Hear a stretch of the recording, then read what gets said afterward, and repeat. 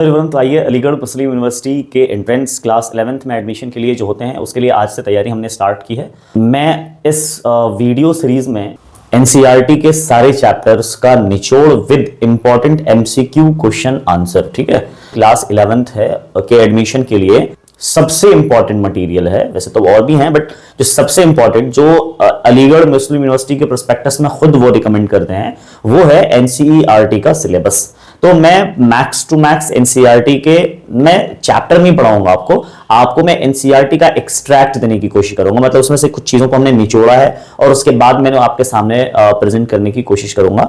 और मतलब एक तरह से देखा जाए तो एनसीईआरटी के सारे इंपॉर्टेंट जो पॉइंट्स है उसको हमने चूज कर लिया है, सिलेक्ट कर लिया और सिलेक्ट करके मैं सारे इंपॉर्टेंट पॉइंट्स को हर चैप्टर वाइज में आपके सामने 9th एंड 10th क्लास की रखने वाला हूं, रखने की कोशिश करूंगा मतलब। और MCQ question answer, MCQ practice के साथ, यानी हर सेशन के बाद एक छोटा सा एमसीक्यू प्रैक्टिस भी होगा और बीच बीच में कभी कभी मैं जो है प्रीवियस ईयर क्वेश्चन पेपर भी डिस्कस करूंगा मैं आप लोगों से, तो ताकि प्रीवियस ईयर क्वेश्चन पेपर से क्या होता है एक आइडिया मिल जाता है। बहुत मतलब प्रीवियस ईयर क्वेश्चन पेपर बहुत मतलब एक अलग ही फायदे की चीज है वो, मतलब हमारे लिए एक तरह से देखा जाए तो आइए सबसे पहले हम बात करते हैं चैप्टर 1 केमिकल रिएक्शन इक्वेशन। बहुत ही कम टाइम में पूरे चैप्टर का रिवीजन आपको हो जाएगा अगर आप इस वीडियो पे लास्ट तक टिक जाते हो तो विद एमसीक्यू प्रैक्टिस। आपको क्या करना है, हर क्लास में एक पेन और कॉपी जो है अपना संभाल लीजिए, उसमें अपना नोट्स बनाना स्टार्ट करिए। नोट्स बना करके उसके बाद आप उसको याद करिए, फिर उसको बार बार रिवाइज करिए, ठीक है, ताकि और क्वेश्चन प्रैक्टिस करिए और क्लास अटेंड करते रहिए रेगुलर बेसिस पर, ठीक है। चलिए, मैं वैसे तो कोशिश करूंगा कि मैं डेली लेके आऊंगा, बट अगर डेली नहीं हो पाया तो हर ऑल्टरनेट डे पे ये वीडियोस मैं आपके सामने लाता रहूंगा, कुछ ना कुछ आपको प्रैक्टिस करवाता रहूंगा अलीगढ़ मुस्लिम यूनिवर्सिटी 11th साइंस एंट्रेंस के लिए, ठीक है।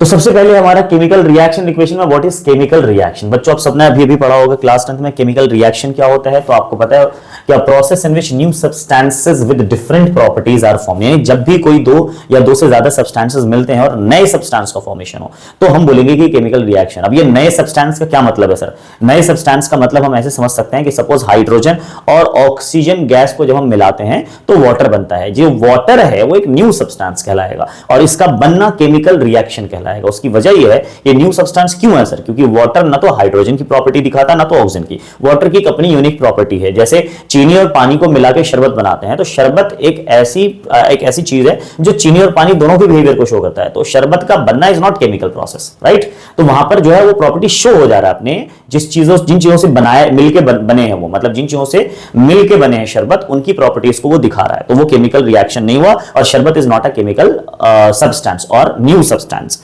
लेकिन यहां पर हाइड्रोजन और ऑक्सीजन कंबाइन होते हैं केमिकली तो जाके वाटर बनता है, इसलिए इस प्रोसेस को केमिकल रिएक्शन बोलेंगे और वाटर एक न्यू सब्सटेंस यानी केमिकल सब्सटेंस कहलाएगा। क्लियर हो के अब हम बात करते हैं ये केमिकल रिएक्शन का कॉन्सेप्ट अगर कहना तो ये है। अब है हमारा रिएक्टेंट, दो चीजें होती है, हमारा जो केमिकल रिएक्शन होता है और उस केमिकल रिएक्शन के लिए हम क्या लिखते हैं, केमिकल इक्वेशन लिखते हैं।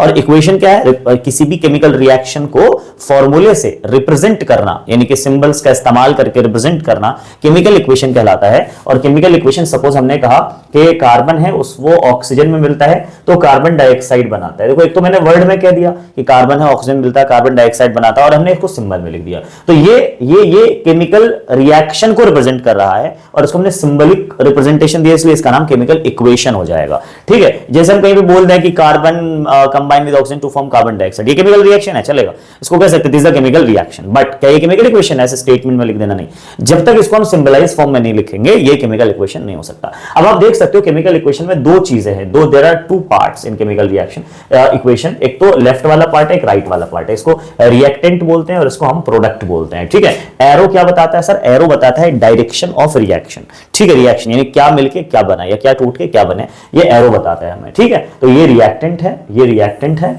और ये प्रोडक्ट, इस बात को याद रखिएगा। ये चेंजिंग, अब देखो ध्यान रखना, इंडिकेटर्स का मतलब यानी क्या क्या कैरेक्टरिस्टिक्स है केमिकल रिएक्शन की, ये केमिकल रिएक्शन में क्या क्या प्रॉपर्टी शो होती हैं, कैरेक्टरिस्टिक्स क्या है, इंडिकेटर्स क्या है, कैसे पहचानेंगे कि केमिकल रिएक्शन हो रहा है या नहीं हो रहा, उसके लिए कुछ पहचान है, कुछ कैरेक्टरिस्टिक्स है, उसको हम लोग देखेंगे। अच्छा वैसे बता दूं एक चीज और कि केमिकल इक्वेशन जो है बच्चों ये दो तरह के होते हैं, बैलेंस्ड केमिकल इक्वेशन और अनबैलेंस्ड केमिकल इक्वेशन। क्लियर हो के? बैलेंस्ड केमिकल इक्वेशन वो होते हैं जिसके लेफ्ट में यानी कि रिएक्टेंट साइड में जितने एटम एटम है उतने ही प्रोडक्ट साइज में नंबर ऑफ एटम हो तो हम कह देंगे कि बैलेंस्ड केमिकल इक्वेशन है। अगर दोनों तरफ नंबर ऑफ एटम अलग अलग है तो हम कहेंगे this is unbalanced chemical equation. अब हम बात करते हैं कैरेक्टरिस्टिक्स की। पहले फर्स्ट कैरेक्टरिस्टिक्स है change in state, change in colour, evolution of gas, change in temperature, formation of precipitate, और एक मैं अपनी तरफ से बताता हूं रीअरेंजमेंट ऑफ एलिमेंट्स। ठीक है, अच्छा, तो ये सारी प्रॉपर्टीज हैं कैरेक्टरिस्टिक्स है। चेंज इन स्टेट का बेहतर एग्जांपल है, आप हाइड्रोजन प्लस ऑक्सीजन करते हो वाटर बनता है, हाइड्रोजन और ऑक्सीजन गैस है जबकि वाटर लिक्विड है, तो इस रिएक्शन में स्टेट चेंज हो रहा है। अगर हम कलर की बात करें तो आप क्या नाम है कॉपर सल्फेट में आयरन डाल दो तो क्या होगा, आयरन सल्फेट बन जाएगा, यहाँ ब्लू से ग्रीन जो सॉल्यूशन है वो टर्न आउट हो जाता है। उसके बाद हम इवोल्यूशन ऑफ गैस की बात करें, कार्बन को बर्न करो ऑक्सीजन में, कार्बन डाइऑक्साइड गैस निकलती है, या एसिड को मेटल से रिएक्ट करवा दो, कोई भी एग्जांपल आप उठा के डाल सकते हो। चेंज इन टेम्परेचर की बात करें, बहुत ही वेल नोन रिएक्शन है क्विकलाइम, उसमें वाटर ऐड कर दो, वाटर ऐड करते ही क्या बनता है, कैल्शियम हाइड्रोक्साइड, और बहुत ढेर सारा क्या निकलता है सर, इसमें से हीट प्रोड्यूस होती है। तो ये है हमारा क्विकलाइम से लाइम वाटर बनना, ये क्विकलाइम का फॉर्मूला है, ये लाइम वाटर का फॉर्मूला है। इसका इस्तेमाल व्हाइट वॉशिंग में होता है, इसको जब वाटर डाल देते हैं तो हमारा इसका फॉर्मेशन होता है लाइम वाटर का। क्लियर बच्चों, लाइम वाटर जो है एक तरह से देखा जाए तो कार्बन डाइऑक्साइड गैस का टेस्ट लाइम वाटर से ही करते हैं। जब लाइम वाटर में कार्बन डाइऑक्साइड पास करते हैं तो लाइम वाटर का कलर मिल्की हो जाता है, और ये पहचान है कार्बन डाइऑक्साइड गैस की। चलिए, तो ये था हमारा ये सारे कैरेक्टरिस्टिक्स है। फॉर्मेशन ऑफ प्रेसिपिटेट, कोई भी प्रेसिपिटेशन रिएक्शन आप उठा लो उसमें प्रेसिपिटेट का फॉर्मेशन होगा। चलिए, उसके बाद चलते हैं आगे। अब है हमारा केमिकल इक्वेशन। अब केमिकल इक्वेशन कई तरह के होते हैं, केमिकल रिएक्शन के बहुत सारे टाइप्स हैं, लेकिन इसमें हम पहले देखते हैं केमिकल इक्वेशन। जैसे अभी मैंने आपको वर्ड इक्वेशन क्या होता है, अभी मैंने समझाया था बैलेंस्ड और unbalanced chemical equation. Word equation ऐसा दिखता है, दिस इज नॉट अ मतलब हम ऐसा कह सकते हैं कि बैलेंस्ड नहीं है, अनबैलेंस्ड नहीं, कुछ भी नहीं कह सकते यहाँ पे, जस्ट एक वर्ड इक्वेशन है। स्केलेटल केमिकल इक्वेशन आप देख सकते हो, इक्वेशन है तो रिप्रेजेंट भी किया गया है सिंबलाइज फॉर्म में, बट ये बैलेंस्ड नहीं है, तो इसको इसका नाम दे देंगे स्केलेटल केमिकल इक्वेशन। अच्छा, अब है बैलेंस्ड केमिकल इक्वेशन और अनबैलेंस्ड केमिकल इक्वेशन। तो बैलेंस्ड केमिकल इक्वेशन, अगर इसी को हमने बैलेंस कर दिया स्केलेटल को, तो ये बैलेंस्ड केमिकल इक्वेशन कहला जाता है। स्केलेटल केमिकल इक्वेशन वो होता है जो अनबैलेंस्ड हो, ऐसे समझ सकते हो आप। क्लियर? ओके। अच्छा, उसके बाद based on law of conservation of mass, atom of each element must be equal in both side. कई बार आता है ना कि भाई बैलेंस करना क्यों जरूरी है, तो बैलेंस करना इसलिए जरूरी है क्योंकि law of conservation of mass को मानना पड़ेगा, to obey the law of conservation of mass. आपने पढ़ा होगा क्लास 9 क्लास में, mass can neither be created nor be destroyed in a chemical reaction। ठीक है, अच्छा, अब है हमारा टाइप्स ऑफ केमिकल रिएक्शन। आते हैं केमिकल रिएक्शन के टाइप्स पे। अगर हम बात करें केमिकल रिएक्शन के टाइप्स पे, तो सबसे पहला है हमारा कॉम्बिनेशन रिएक्शन। क्या होता है, आप सबको क्लियर है कि भाई रिएक्टेंट में दो या दो से ज्यादा सब्सटेंस मिलकर के एक सिंगल प्रोडक्ट बनाता हो, ये कॉम्बिनेशन रिएक्शन। जैसे A प्लस बी मिलकर के क्या बना रहा है, ए बी बना रहा है, A प्लस बी मिलकर के क्या बना रहा है, ए बी बना रहा है, तो ये एक तरह का कॉम्बिनेशन रिएक्शन हो गया। हम एग्जांपल की बात करें अगर, तो आप देख सकते हो एग्जांपल हमारे पास जैसे Mg प्लस O2 2MgO, ये एक तरह का कॉम्बिनेशन है। अभी मैंने लिखा था ना कैल्शियम ऑक्साइड प्लस वाटर, ये वाला जो रिएक्शन लिखा था कैल्शियम ऑक्साइड प्लस वाटर, ये भी हमारा क्या था, कैल्शियम हाइड्रोक्साइड प्लस हीट, ये भी क्या हमारा, ये भी एक तरह का कॉम्बिनेशन रिएक्शन है। क्लियर? ओके। आप डायग्राम में भी देख सकते हो कैल्शियम प्लस ऑक्सीजन CaO बनाता है, कैल्शियम ऑक्साइड, ये भी कॉम्बिनेशन रिएक्शन है। क्विकलाइम, अभी जो मैंने लिखा है क्विकलाइम से स्लेगलाइम का बनना, क्विकलाइम से स्लेगलाइम का बनना, ये ऐसे ही बनते हैं, ध्यान रखिएगा।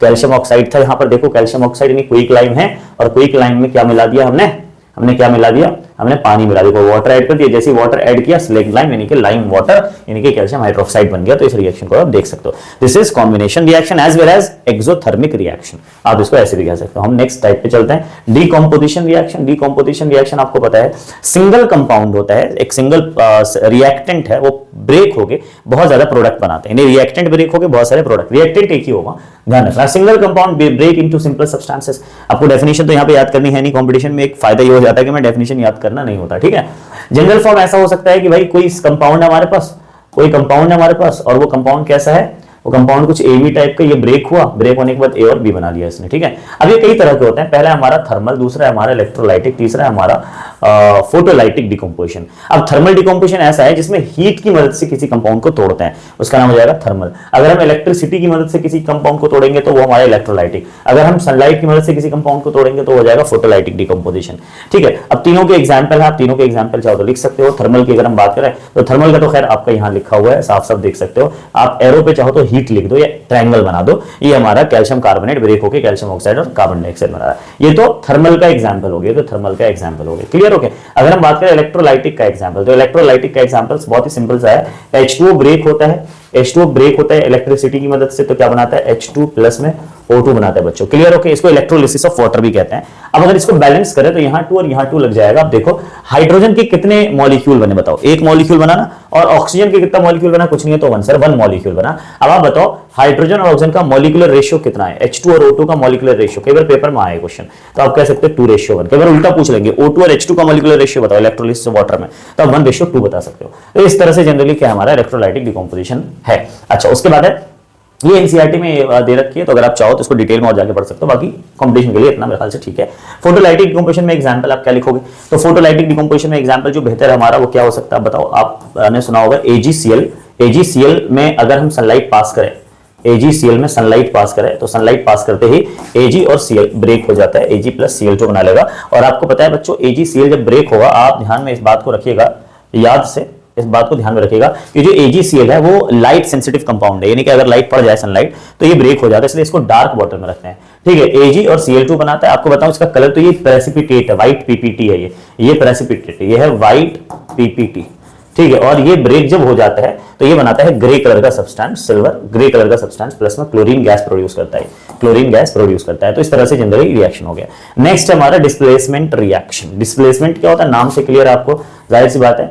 मोर रिएक्टिव एलिमेंट, इस रिएक्शन में क्या होता है, high reactive element low reactive element को क्या करता है, डिस्प्लेस कर देता है अपने उसके कंपाउंड से। ठीक है, जैसे आप देख सकते हो कि यहाँ पे जो A है, यहाँ पे जो A है, जो बच्चों यहाँ पर A है, ये हाई रिएक्टिव मेटल है। A ने क्या किया, B को डिस्प्लेस कर दिया और C के साथ जाके बैठ गया। देखो A किसके साथ है, C के साथ है, और इसने क्या बना लिया है, AC बना के और B साइड हो गया। इसको जरा तरीके समझते हैं। अगर हम देखें तो इस रिएक्शन में आप देख सकते हो साफ साफ, इस रिएक्शन में क्या दिख रहा है आपको, Fe है। Fe कॉपर से नॉर्मली हाई रिएक्टिव होता है, तो Fe क्या करेगा, Fe यहां से कॉपर को डिस्प्लेस कर देगा, कॉपर को डिस्प्लेस करेगा तो Fe कॉपर की जगह बैठ जाएगा, तो कॉपर साइड लग जाएगा हमारा। ये FeSO4 प्लस Cu, इसका कलर भी चेंज होगा, ब्लू से ग्रीन हो जाएगा। ठीक है, और याद रखना इस चीज को, अगर आप याद कर लेते हो तो बहुत सारे क्वेश्चन वहां से सॉल्व हो जाएंगे। आपने देखा होगा पोटेशियम, सोडियम, ठीक है, कैल्शियम, मैग्नीशियम, एल्यूमिनियम, इस तरह से रिएक्टिविटी सीरीज है, याद कर लेना। ठीक है, उसके बाद जिंक है, आयरन है, तो ये रिएक्टिविटी सीरीज जो क्लास 10th में है, मैंने कई बार बता भी रखा है। मेरे चैनल पे शॉर्ट्स के फॉर्म में भी याद करने का ट्रिक भी बता रखा है मैंने आपको, अगर आप सर्च करना ऊपर से कि reactivity series learning trick GTS को आ जाएगा आपके सामने, तो ट्रिक भी समझा रहेगा, तो उसको याद कर लीजिएगा। नेक्स्ट हमारा double displacement reaction. Double displacement reaction क्या है सर, यहाँ पर कुछ नहीं, आयंस एक्सचेंज होता है बच्चों। यहाँ पे क्या होता है, यहाँ पर कोई हाई रिएक्टिव लो रिएक्टिव बात नहीं, आयंस का एक्सचेंज, दो मेटल के आयन है, दोनों एक दूसरे की जगह को एक्सचेंज करेंगे। ठीक है, अब जैसे आप देख सकते हो इसके एग्जाम्पल में बेहतर समझ में आएगा आपको। जैसे AB प्लस CD करके कोई है रिएक्शन है, और इसमें क्या हुआ कि A ने अपने मतलब CD से अपने जगह को एक्सचेंज किया। जैसे आप देख सकते हो कि B की जगह जो है वो क्या आ गया है, D आ गया है, और जहां D था वहां पे क्या आ गया है, B आ गया है। तो क्या हुआ, जगह एक्सचेंज हुआ एक तरह से। तो आयंस का एक्सचेंज होता है, जैसे AgNO3 है, NaCl है। Ag पॉजिटिव चार्ज होता है, NO3 नेगेटिव, ये पॉजिटिव होता है, ये नेगेटिव। तो क्या करेंगे, ये सारे आयन एक दूसरे को एक्सचेंज करेंगे। Ag कहेगा भैया मैं Cl के साथ चला जाऊंगा, Na कहेगा ठीक है मैं नाइट्रेट के साथ चला जाऊंगा, इसलिए AgCl NaNO3 सोडियम नाइट्रेट बन जाता है। ठीक है, और इसके अंदर क्या बनता है, प्रेसिपिटेट, यानी AgCl प्रेसिपिटेट का फॉर्मेशन हो रहा है। तो बच्चों ये प्रेसिपिटेशन रिएक्शन भी कहला सकता है, डबल डिस्प्लेसमेंट रिएक्शन। तो ये है इसकी, ये आप डायग्राम में भी समझ सकते हो, ABCD वाले तरीके से। ठीक है, अब ऑक्सीडेशन एंड रिडक्शन रिएक्शन, जिसमें ऑक्सीडेशन है। अब आपको पता है ऑक्सीडेशन पहले क्या होता है, आपको बताओ ऑक्सीडेशन रिएक्शन ऐसा रिएक्शन ऑक्सीजन का एडिशन हो या हाइड्रोजन का रिमूवल हो। ठीक है, अच्छा उसके बारे में थोड़ा देख लेते हैं क्या है इसके बारे में सारी कहानी। ठीक है भाई, अच्छा एडिशन ऑफ ऑक्सीडेशन क्या होता है, एडिशन ऑफ ऑक्सीजन या रिमूवल ऑफ हाइड्रोजन, इनमें से एक भी चीज हो रहा है तो ऑक्सीडेशन रिएक्शन है। ठीक है, और लॉस ऑफ इलेक्ट्रॉन अगर हो रहा हो तो ये भी ऑक्सीडेशन रिएक्शन का एग्जांपल हो सकता है। रिडक्शन क्या होगा भाई, तो रिमूवल ऑफ ऑक्सीजन या एडिशन, उल्टा बोल दो ना, addition of oxygen removal oxygen, removal of hydrogen addition of hydrogen, loss of electron gain of electron. तो इसको आप याद कर लेना। ठीक है, अगर एक साथ दोनों हो गए, ऑक्सीडेशन और रिडक्शन दोनों हो गए, तो इस रिएक्शन का नाम क्या पड़ जाता है, रिडॉक्स रिएक्शन पड़ जाता है बच्चों। इस रिएक्शन का नाम रिडॉक्स, और आपके एनसीईआरटी में एक बहुत बेहतर एग्जांपल है रिडॉक्स रिएक्शन को समझने के लिए। आइए देखते हैं क्या है। ये हमारे पास रिडॉक्स रिएक्शन का एग्जांपल है, आप देख सकते हो Cu plus H2, Cu hydrogen के साथ रिएक्शन होता है, Cu का कॉपर ऑक्साइड का, और CuH2 बनाता है। होता ये कि इसमें जो कॉपर है वो ऑक्सीजन, कॉपर ऑक्साइड से ऑक्सीजन हट जाता है और हाइड्रोजन आकर के बैठ जाता है ऑक्सीजन के साथ। इस तरह से देखा जाए तो ध्यान से देखो, कॉपर ऑक्साइड से ऑक्सीजन का रिमूवल हुआ है, हाँ या ना, तो रिमूवल ऑफ ऑक्सीजन क्या कहलाता है, रिडक्शन, और हाइड्रोजन में ऑक्सीजन का एडिशन हुआ है तो इसको क्या कहते हैं, ऑक्सीडेशन। तो ये रिडक्शन है, ये ऑक्सीडेशन है। इस तरह से रेडॉक्स रिएक्शन बन गया हमारा। अब हमारा क्या, कोरोजन। कोरोजन की अगर हम बात करें, slow destruction of metal by reaction with air and moisture. ये बात ध्यान रखना कि कोरोजन होने के लिए, लाइक कोरोजन का एग्जांपल है rusting of iron. Rusting of iron होने के लिए मॉइस्चर और एयर का होना बहुत ज्यादा जरूरी है। रस्टिंग इसका एग्जांपल है कोरोजन का। कोरोजन किसी भी मेटल का हो सकता है। मैं आपको बता दूं, अगर मैं 3 एग्जांपल लेता हूं पेपर में एनसीईआरटी के हिसाब से अगर हम बात करें तो कोरोजन में जनरली जो कॉपर है बच्चों, कॉपर जो है वो नॉर्मली कोरोजन होने के बाद ग्रीन हो जाता है। क्या हो जाता है? ग्रीन हो जाता है। ठीक है। आयरन जो है बच्चों, आयरन वो रेडिश ब्राउन हो जाता है। क्या हो जाता है? रेडिश ब्राउन हो जाता है आयरन। ठीक है। और अगर हम बात करें जो है सिल्वर, तो सिल्वर जो है बच्चों कोरोजन के बाद ब्लैक हो जाता है। सिल्वर ब्लैक हो जाता है। आयरन की कोरोजन को हम रस्टिंग भी कहते हैं। ठीक है। अच्छा, क्या है किस वजह से? कि कॉपर के ऊपर बेटा कॉपर कार्बोनेट की लेयर जम जाती है, .NH2O करके होता है, कॉपर कार्बोनेट की लेयर जम जाती है इसीलिए। और रेडिश कॉपर किससे रिएक्शन करता है? तो कॉपर किससे रिएक्शन करके खराब होगा भाई? तो कॉपर मॉइस्ट कार्बन डाइऑक्साइड के साथ रिएक्शन करके खराब होता है, ध्यान रखना। आयरन किससे रिएक्शन करके खराब होगा? तो एयर और मॉइस्चर से, मॉइस्ट ऑक्सीजन के साथ रिएक्शन करके खराब होगा और इसके ऊपर रेडिश ब्राउन की लेयर चढ़ेगी और उस कंपाउंड का नाम होगा Fe2O3.NH2O। Fe2O3.NH2O या XH2O जो भी है, ये रस्ट का फॉर्मूला बच्चों, चाहो तो लिख लो। ये रस्ट का फॉर्मूला है, ये जंग का फॉर्मूला है। इस चीज को आप चाहो तो लिख लो, कई बार पेपर में डायरेक्ट पूछ देते हैं कि रस्ट का फॉर्मूला क्या है। ठीक है। Fe2O3.NH2O। ठीक है। और Ag ब्लैक क्यों हो जाता है? क्योंकि Ag एटमॉस्फेरिक सल्फर से रिएक्शन करता है और ये बना देता है Ag2S। इस बात को याद रखिए, सिल्वर सल्फाइड ब्लैक कलर का होता है। चांदी के ऊपर जो ब्लैक कलर की लेयर चढ़ती है, खराब हो जाता है, आप देखा होगा ऊपर से, तो वो सिल्वर सल्फाइड होता है। तो ये याद रखिए, पेपर में बहुत बहुत बहुत ज्यादा इंपॉर्टेंट है। पेपर के पॉइंट ऑफ व्यू से इस चीज को ध्यान में रखिएगा आप लोग। क्लियर? ओके। कॉपर किससे रिएक्शन करता है वो लिख दिया कि आयरन किससे रिएक्शन करके खराब होता है और सिल्वर किससे रिएक्शन करके खराब होता है। कलर क्या हो जाता है खराब होने के बाद? कलर ये। और फिर उसके ऊपर लेयर किस चीज की होती है? तो लेयर मैंने आपको बता दिया, इन चीजों की लेयर बन जाती है। पेपर में तीनों में से, चारों में से कुछ भी पूछा सकता है। आइए हम चलते हैं नेक्स्ट। तो आपने देखा कि ये वाला एग्जांपल हमारा रस्टिंग कैसे, ये जो रस्टिंग का फॉर्मूला बताया, रस्ट का फॉर्मूला वो कैसे बनते हैं देखो, Fe+O2+H2O। इन मॉइस्चर भी चाहिए और ऑक्सीजन भी चाहिए, एयर भी चाहिए। तो Fe2O3.XH2O बनाता है। This is rust in rusting of iron का एग्जांपल है। Black coating on silver, silver के ऊपर कैसी कोटिंग होती है? ब्लैक, जैसे मैंने आपको यहां पर बता दिया। ग्रीन कोटिंग ऑन कॉपर, किसकी वजह से बताया? कॉपर कार्बोनेट की वजह से या मॉइस्ट कार्बन डाइऑक्साइड से रिएक्शन करने की वजह से। तो ये था हमारा कोरोजन या रस्टिंग ऑफ आयरन के बारे में। अब है हमारा रेंसिडिटी। रेंसिडिटी में क्या है sir? Oxidation of fats and oils leading to unpleasant smell and taste. जब किसी भी ऑयली सब्सटेंस का स्मेल और टेस्ट चेंज हो जाता है कंटिन्यूअसली एयर के कांटेक्ट में रखने पर खाने को या फूड आइटम्स को, तो हम इस प्रोसेस को रेंसिडिटी कहते हैं। अब रेंसिडिटी में होता है क्या है सर? रेंसिडिटी में आप सबको पता है, रेंसिडिटी में आपको क्या है कि एडिशन ऑफ मतलब हम कैसे बचाया जा सकते हैं भाई, टेस्ट उसमें ना बिगड़े, इसके लिए हम ऑक्सीडेशन या ऑक्सीडेंट्स का एंटीऑक्सीडेंट का इस्तेमाल कर सकते हैं, या हम एयर टाइट कंटेनर रख सकते हैं, नाइट्रोजन गैस फ्लश कर सकते हैं पैकेज, जैसे चिप्स बैग में नाइट्रोजन गैस फ्लश की जाती है जिससे जो है वो प्रोटेक्ट हो जाता है। रेफ्रिजरेशन का इस्तेमाल कर सकते हैं, रेफ्रिजरेटर का इस्तेमाल किया जा सकता है। तो ये हमारा ये पूरे चैप्टर का एक तरह से बच्चों हो गया निचोड़। मैं बार बार कह रहा हूँ, हर चैप्टर का मैं आपको इसी तरह से एक नोट्स क्रिएट कर लीजिएगा आप लोग, रोक रोक करके, पॉज करके। और आइए हम चलते हैं इससे रिलेटेड कुछ इंपॉर्टेंट एमसीक्यूज करते हैं, कुछ इंपॉर्टेंट एग्जाम बेस्ड पॉइंट्स ले लीजिए, लेते जाइए आप क्या क्या हो सकते हैं इंपॉर्टेंट और क्या क्या पढ़ना पड़ सकता है। देखो बैलेंसिंग केमिकल इक्वेशन, बैलेंसिंग भी आप पढ़ लीजिएगा, हिट एंड ट्रायल मेथड से आप एक बार आता है। आइडेंटिफाई टाइप ऑफ रिएक्शन, पहचानने को आ सकता है। ऑक्सीडाइजिंग एंड रिड्यूसिंग एजेंट, अभी मैंने बताया था ना CuO+H2 था रिएक्शन में, और H2 CuO+H2 था, और क्या था हमारा CuO+H2 के अलावा एरो के बाद क्या था Cu+H2O। तो इसमें क्या है, इसमें ऑक्सीडाइजिंग एजेंट कौन है? ये। रिड्यूसिंग एजेंट कौन है? ये। बच्चों याद रखना, ऑक्सीडाइजिंग एजेंट या रिड्यूसिंग एजेंट या ऑक्सीडाइज सब्सटेंस या रिड्यूस सब्सटेंस हमेशा रिएक्टेंट में होता है, प्रोडक्ट में नहीं देखते, ठीक है। तो रिएक्टेंट में ऑक्सीडाइजिंग एजेंट ये है, रिड्यूसिंग एजेंट ये। जिसके पास ऑक्सीजन हो रिएक्टेंट में वो ऑक्सीडाइजिंग एजेंट है, आसान तरीका पहचानने का, ये रिड्यूसिंग एजेंट है। अब जो ऑक्सीडाइजिंग एजेंट होता है ना बच्चों, वही रिड्यूस सब्सटेंस है, यही रिड्यूस सब्सटेंस को लिख लेना है पर। और जो रिड्यूसिंग एजेंट होता है वो ऑक्सीडाइज्ड सब्सटेंस होता है, ऑक्सीडाइज्ड सब्सटेंस, वो सब्सटेंस जो ऑक्सीडाइज्ड हुआ है, ठीक है। तो इस तरह से हम पहचानते हैं। Corrosion equation must be remembered भाई, कोरोजन की इक्वेशन याद होना चाहिए। उसके बाद difference between displacement double displacement, mix ना कर दो कई बार आप। उसके बाद definition based 1 mark question every common, क्योंकि डेफिनेशन बेस्ड 1 मार्क क्वेश्चन आप इसको प्रैक्टिस कर सकते हो ताकि आप उसके अंदर के कॉन्सेप्ट्स को भी याद रखना। अब चलते हैं एमसीक्यू प्रैक्टिस पे, सीधा एमसीक्यू पे चलते हैं हम लोग। Which of the following observation does not indicate a chemical reaction? Change in colour करता है, मैंने बताया आपको, ठीक है, तो ये भी करता है। इवोल्यूशन ऑफ गैस ये भी करता है। Change in size of solid पता नहीं, फॉर्मेशन ऑफ प्रेसिपिटेट ये भी तो करता है, लेकिन ये हमने नहीं पढ़ा है आपको। तो इसका आंसर जो हो जाएगा बच्चों हो जाएगा सी हमारा, क्योंकि ये गलत है ना। Change in size of solid करके मैं तो आपको इंडिकेशन में नहीं पढ़ाया मैंने आपको केमिकल रिएक्शन की कैरेक्टरिस्टिक्स में। तो चलिए नेक्स्ट क्वेश्चन पे चलते हैं हम लोग। नेक्स्ट क्वेश्चन हमारा क्वेश्चन नंबर 2। क्वेश्चन नंबर 2 हमारा देखते हैं, the balanced equation for burning of magnesium is. Balanced equation बताना है बच्चों, ठीक है, बैलेंस्ड इक्वेशन। तो अगर देखा जाए तो बैलेंस मतलब दोनों तरफ नंबर ऑफ एटम सेम होना चाहिए, तो Mg+O MgO, तो ये अनबैलेंस्ड है। वो burning of magnesium is balance कौन है, तो ये तो अनबैलेंस्ड है, तो ये तो होगा नहीं आंसर, ठीक है। सेकंड Mg+O2 2 MgO, Mg यहाँ पे 2 है, यहाँ Mg2 है, बिल्कुल। यहाँ ऑक्सीजन 2 है, यहाँ भी ऑक्सीजन 2 है, बिल्कुल, ये 2 है ना ऑक्सीजन, ठीक है। यानी ये बैलेंस लग रहा है। फिलहाल अगला चेक कर लेते हैं नेक्स्ट, Mg+O2 MgO, MgO2 पहले बात तो ये फॉर्मूला ही गलत है, तो ये वाला आंसर होगा नहीं। Mg+O2 यहाँ पे ऑक्सीजन 4 है, यहाँ ऑक्सीजन 2 है, तो पॉसिबल नहीं है, तो answer will be what, B हमारा आंसर सही हो गया। नेक्स्ट है क्वेश्चन नंबर 3 पे चलते हैं। नेक्स्ट क्वेश्चन फटाफट जल्दी जल्दी देख लेते हैं सारे questions. Which law is satisfied when a chemical equation is balanced, when a chemical equation is balanced, कौन सा लॉ सेटिस्फाई होता है, लॉ ऑफ डेफिनिट प्रोपोर्शन या लॉ ऑफ मल्टीपल प्रोपोर्शन, मैंने अभी बताया भी था आपको कौन सा लॉ है जो बैलेंस करने में सेटिस्फाई होता है भाई, तो लॉ ऑफ कंजर्वेशन ऑफ मास कहाँ दिख रहा है, लगा दो टिक, सी हमारा हो गया। क्लियर है बच्चों, सी आंसर हमारा करेक्ट है, ये बिल्कुल नहीं होगा, कंजर्वेशन ऑफ मास में इनका कोई मतलब नहीं है। चलिए हम चलते हैं नेक्स्ट क्वेश्चन पे। CaCO3 का डिकम्पोजिशन हो रहा है, CO प्लस CO2 बन रहा है। अब किसका एग्जांपल है, तो ये तो आप खुद भी बता सकते हो, बताओ क्या आंसर होगा इसका जल्दी से फटाफट। इसका आंसर क्या होगा भाई, डिस्प्लेसमेंट हो रहा है, डिकम्पोजिशन हो रहा है, कॉम्बिनेशन हो रहा है, कौन सा, तो जाहिर सी बात है सर डिकम्पोजिशन रिएक्शन चल रहा है। क्लियर बच्चों, डिकम्पोजिशन रिएक्शन चल रहा है। क्वेश्चन नंबर 5 हमारा, क्वेश्चन नंबर 5 क्या कहता है, ध्यान से देखना, the reaction in which a more reactive element displaces a less reactive metal is called. More reactive less reactive की बात है तो डिस्प्लेसमेंट रिएक्शन हो जाएगा, बिल्कुल करेक्ट है। आप लोग रोक करके चैट बॉक्स में आंसर कर सकते हो ताकि आपको एक आइडिया लगे, आप खुद भी लिख सकते हो, कहीं पर कॉपी पे लिखते जाओ, देखो कितने आंसर सही होते हैं, ठीक है।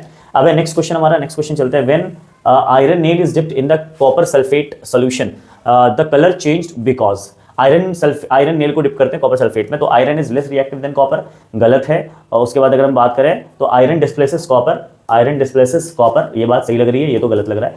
Copper displaces iron, copper displace करेगा आयरन को, जब लेस रिएक्टिव तो कैसे डिस्प्लेस करेगा, ठीक है। उसके बाद नो रिएक्शन, अगर नहीं, ऐसा हो ही नहीं सकता, आयरन ज्यादा रिएक्टिव है, कॉपर को हटा के फेंक देगा, आयरन सल्फेट बना लेगा, तो आयरन डिस्प्लेसेस कॉपर, बिल्कुल सही है हमारा। नेक्स्ट हमारा नेक्स्ट क्वेश्चन जो हमारा क्वेश्चन नंबर 7, ठीक है। क्वेश्चन नंबर 7 क्या हमारा देखते हैं जल्दी से। क्वेश्चन 7 की बात करें, AgNO3 plus NaCl AgCl plus, अभी हमने क्वेश्चन करवाया था, AgCl डाउन एरो का मतलब होता है precipitate, down arrow, up arrow gas की पहचान है, डाउन एरो प्रेसिपिटेट की पहचान है, तो AgCl बन रहा है यानी प्रेसिपिटेट बन रहा है, और इज एन एग्जांपल ऑफ, ठीक है। तो न्यूट्रलाइजेशन, प्रेसिपिटेशन, कॉम्बिनेशन, डिकम्पोजिशन, तो जाहिर सी बात है सर प्रेसिपिटेशन रिएक्शन है। Clear, okay. Next question number 8 पे चलते हैं। ऑक्सीडेशन इन्वॉल्व्स, ऑक्सीडेशन किन चीज़ों के बारे में बताता है, तो गेन ऑफ हाइड्रोजन, बिल्कुल नहीं, ये तो लॉस ऑफ हाइड्रोजन होता है, सॉरी गेन ऑफ हाइड्रोजन की बात करो, इलेक्ट्रॉन की बात करता है ना, तो ये भी गलत है और ये भी गलत है, ठीक है। एडिशन ऑफ ऑक्सीजन, बिल्कुल सही है ऑक्सीडेशन, गेन ऑफ इलेक्ट्रॉन बिल्कुल गलत है, ये आंसर ये करेक्ट है हमारा। क्लियर बच्चों, तो इस तरह से देखा जाए तो हमारा एडिशन ऑफ ऑक्सीजन वाली बात बिल्कुल सही है। नेक्स्ट आते हैं, in the reaction copper oxide plus H2Cu plus H2O the substance is reduced, अब बताना, आप लोग अभी बता रहे हैं इसमें क्वेश्चन कि रिड्यूस सब्सटेंस कौन है, तो रिड्यूस सब्सटेंस कौन होता है, जो ऑक्सीडाइजिंग एजेंट होता है वही रिड्यूस सब्सटेंस। पहचानो ऑक्सीडाइजिंग एजेंट कौन है इसमें, मैंने बताया था रिएक्टेंट में जिसके पास ऑक्सीजन होता है वो ऑक्सीडाइजिंग एजेंट है, और जो ऑक्सीडाइजिंग एजेंट है वही रिड्यूस सब्सटेंस है। जल्दी से बताइए आप लोग, इसमें रिड्यूस सब्सटेंस कौन है, इसमें रिड्यूस सब्सटेंस कौन है, इसमें रिड्यूस सब्सटेंस कौन है, बिल्कुल करेक्ट, ऑक्सीडाइजिंग एजेंट, जैसा कि आप पहचान पा रहे हो, इसमें ऑक्सीडाइजिंग एजेंट जो है बच्चों वो कौन है, कॉपर ऑक्साइड है। रिड्यूसिंग एजेंट ये है, लेकिन ना ऑक्सीडाइजिंग एजेंट पूछा है ना रिड्यूसिंग एजेंट पूछा है, ऑक्सीडाइज सब्सटेंस नहीं पूछा, क्या पूछा, रिड्यूस सब्सटेंस। तो जो ऑक्सीडाइजिंग एजेंट है यही रिड्यूस सब्सटेंस भी होता है। ऑक्सीडाइजिंग एजेंट रिड्यूस सब्सटेंस होता है और रिड्यूसिंग एजेंट ऑक्सीडाइज सब्सटेंस होता है, बच्चों इसको याद रखो। क्लियर है, तो ऑक्सीडाइजिंग एजेंट ये हमारा ये है, तो यही रिड्यूसिंग, ये से रिड्यूस सब्सटेंस हो जाएगा, तो आंसर हमारा कॉपर ऑक्साइड। क्लियर है, नेक्स्ट क्वेश्चन पे चलते हैं हम लोग। नेक्स्ट क्वेश्चन हमारा, रस्टिंग ऑफ आयरन रिक्वायर्स, अभी मैंने क्वेश्चन बात किया था इस पे, रस्टिंग ऑफ आयरन रिक्वायर्स, तो रस्टिंग ऑफ आयरन की को जरूरत पड़ती है ऑक्सीजन की सिर्फ, बिल्कुल नहीं सर, बिल्कुल नहीं, वाटर की सिर्फ नहीं, ऑक्सीजन मॉइस्चर दोनों चाहिए, तो ऑक्सीजन एंड वाटर बिल्कुल सही, कार्बन डाइऑक्साइड ओनली नहीं, तो ये वाला आंसर सही हो जाएगा हमारा ऑप्शन सी। ठीक है, बहुत ही मतलब इस तरह। अब आपको लग रहा है सर ऐसे आसान क्वेश्चन आएंगे, पर मैं देखो यही क्वेश्चन अगर एमयू के एंट्रेंस में रखा रहेगा आपके लिए क्वेश्चन बहुत मुश्किल बन जाएगा, आप इसमें गलत कर देते हो, प्लस हो जाते हो, बहुत प्रेशर रहता है ना उस टाइम पर, लेकिन यही प्रैक्टिस करनी है बच्चों, इसी प्रेशर को हटाना है। अभी थोड़ा वैसे क्वेश्चन में ला रहा हूँ, लेकिन जब मैं मिक्स्ड क्वेश्चन लाऊंगा तो और अच्छे क्वेश्चन होंगे उसमें, फिर PYQ करेंगे तो और अच्छे क्वेश्चन होंगे। क्लियर हो गया, अच्छा अब नेक्स्ट चलते हैं हम लोग। 11 क्वेश्चन है, विच of the following is a photolytic decomposition, photolytic decomposition बताइए। तो H2O एरो फोटोलाइटिक, देखो आप सनलाइट लिखा हुआ इसमें एरो में, तो पहले AgCl ढूंढो कहीं पर आप, AgCl yes, C option AgCl का, आप देख सकते हो सी ऑप्शन है, तो AgCl वाला AgBr वाला हमारा फोटोलाइटिक डिकम्पोजिशन होता है, इसमें Ag प्लस Cl2 बनेगा, और यहाँ देखो सनलाइट भी लिखा हुआ है साफ साफ। ठीक है, तो नेक्स्ट है हमारा रिडक्शन ऑफ फैट, ठीक है, sorry rancidity is caused due to, rancidity किसकी वजह से होती है। नेक्स्ट क्वेश्चन हमारा क्वेश्चन नंबर 12, रेंसिडिटी किस वजह से होती है, तो रेंसिडिटी की वजह बताओ, रेंसिडिटी की वजह क्या बच्चों आप लोग बताइए, चैट बॉक्स में बताइए, कमेंट सेक्शन में बताइए। रिडक्शन ऑफ फैट क्या रेंसिडिटी होगी, नहीं। Oxidation of oil and fat, बिल्कुल, फर्मेंटेशन नहीं पढ़ा है, इवेपोरेशन नहीं पढ़ा, मतलब this is the right answer. Clear, question number 13 पे चलते हैं, याद रखना बच्चों इस चीज को, oxidation of oil and fat ये रेंसिडिटी कहलाती है। ठीक है, नेक्स्ट क्वेश्चन हमारा, विच of the following is combination reaction, इनमें कौन कॉम्बिनेशन रिएक्शन है, इनमें से कौन कॉम्बिनेशन रिएक्शन है। तो देखो ना, रिएक्टेंट में दो या दो से ज्यादा चीजें दिखनी चाहिए, प्रोडक्ट में सिंगल प्रोडक्ट दिखना चाहिए। कोई है जिसमें सिंगल प्रोडक्ट दिख रहा है, देखो कोई है जिसमें सिंगल प्रोडक्ट, बिल्कुल सर एक ही नजर आ रहा है इसमें, तो सिंगल प्रोडक्ट वाला तो एक ही नजर आ रहा है, इसमें देखो दो प्रोडक्ट है, बिल्कुल नहीं हो सकता, इसमें सिंगल प्रोडक्ट है आंसर, इसलिए आंसर बी हो जाएगा ये। क्लियर हो गया, बाकी देखो इसमें सिंगल प्रोडक्ट नहीं है तो ये भी आंसर नहीं होगा, इसमें भी सिंगल प्रोडक्ट नहीं है, ये भी आंसर नहीं होगा। नेक्स्ट क्वेश्चन पे आते हैं लोग, नेक्स्ट क्वेश्चन है हमारा क्वेश्चन नंबर 14 की बात करते हैं। In a double displacement reaction there is, भाई डबल डिस्प्लेसमेंट रिएक्शन में क्या होता है, तो आयन एक्सचेंज करके कुछ बताया था हमने आपको, आयन एक्सचेंज, देखो आप पॉज करके कर सकते हो उसको खुद से। आयन एक्सचेंज बताया था, देखो आयन एक्सचेंज कहाँ लिखा हुआ है, ion exchange, exchange of ion, बिल्कुल करेक्ट, आंसर नंबर बी हो जाएगा हमारा इसमें। लास्ट क्वेश्चन हमारा क्वेश्चन नंबर 15 हम बात करते हैं, which of the following methods help to prevent rancidity, rancidity से बचने के उपाय क्या है, तो रेनसिडिटी से बचने के उपाय क्या है बच्चों, बताया था हमने, keeping food expose to air, बिल्कुल नहीं, एडिंग एंटीऑक्सीडेंट्स, बिल्कुल सही, हीटिंग कंटिन्यूअसली, नहीं हीटिंग कंटिन्यूअसली से भी सॉल्यूशन नहीं बनता ज्यादा, एडिंग ऑफ वाटर, गलत, तो आंसर हमारा हो जाएगा बी। वैसे ये भी हो सकता था बट जो एप्रोप्रिएट आंसर, क्योंकि मल्टीपल चॉइस है, मल्टीपल सेलेक्ट नहीं है, तो एप्रोप्रिएट आंसर हमारा बी हो जाएगा, एडिंग एंटीऑक्सीडेंट्स। तो बच्चों ये था chapter 1 class 10th chemical reaction equation. ये अलीगढ़ मुस्लिम यूनिवर्सिटी या कोई भी कॉम्पिटिटिव एग्जाम्स है, कोई भी कॉम्पिटिटिव एग्जाम, कैसा भी कॉम्पिटिटिव एग्जाम है, आपको उसमें ये काम आ सकता है। क्लियर बच्चों, और इसमें आप आराम से अच्छा स्कोर कर सकते हो, और इसी तरह के सारे चैप्टर्स में वीडियो लाऊंगा आगे भी। और इस हमारे चैनल पर अगर आप नए हो, पहली बार देख रहे हो, तो सब्सक्राइब करके रख लीजिए, इसमें बहुत सारी चीज़ें आपको सीखने को मिलेंगी। और मिलते हैं नेक्स्ट इसी तरह से किसी एनसीईआरटी के किसी चैप्टर का एक्सट्रैक्ट के साथ, उसके निचोड़ के साथ, उसके सारे पॉइंट्स इंपॉर्टेंट के साथ, कुछ एमसीक्यूज के साथ इंपॉर्टेंट। ठीक है, मिलते हैं नेक्स्ट क्लास में। Thank you so much. Thanks.